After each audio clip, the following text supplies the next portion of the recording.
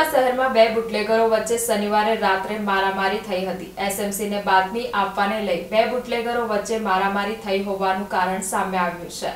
સમગ્ર મામલે વાડી પોલીસે 5 આરોપીઓની અટકાયત કરી છે અને વધુ તપાસ હાથ ધરી છે। વડોદરા શહેરના ડભોઈ રોડ પર શનિવારે રાત્રે બુટલેગરોના બે જૂથોની હથિયારો સાથે અથડામણ થઈ હતી। બુટલેગરોએ વાહનોની તોડફોડ અને આગ ચંપી કરતા સમગ્ર વિસ્તારમાં ભયનો માહોલ સર્જાયો હતો। ઝઘડાનું કારણ સ્ટેટ મોનિટરિંગ સેલે દરોડા પાડતા ઝઘડો થયાનું મનાય છે। મારામારી દરમિયાન બે વાહનોને આગ લગાવી હતી। સમગ્ર મામલે વાડી પોલીસે 5 આરોપીઓની અટકાયત કરી છે। વાડી પોલીસે સમગ્ર મામલે વધુ તપાસ હાથ ધરી છે। આજ બુટલેગરોને ત્યાં ગત 9 તારીખે એસએમસીના દરોડા પડ્યા હતા। દરોડા દરમિયાન એસએમસીએ 1,30,000 નો મુદ્દામાલ કબજે કર્યો હતો।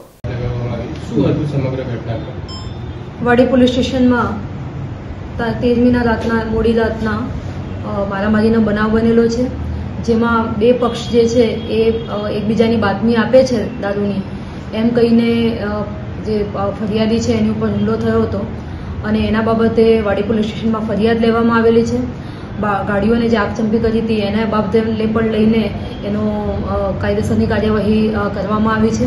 સાથે સાથે જે સામેના ફરિયાદી પક્ષ છે એ પણ ત્યાં ગયેલો હતો જગ્યા ઉપર સામેથી, એટલે એના વિરુદ્ધમાં પણ ફરિયાદ લેવામાં આવી છે અને બંને પક્ષના એક પક્ષના ટોટલ 3 આરોપી અને બીજા પક્ષના 2 આરોપી એમ ટોટલ 5 આરોપીઓને હાલમાં અટક કરવામાં આવ્યા છે અને એમના વિરુદ્ધમાં કાયદેસરની કાર્યવાહી કરવામાં આવી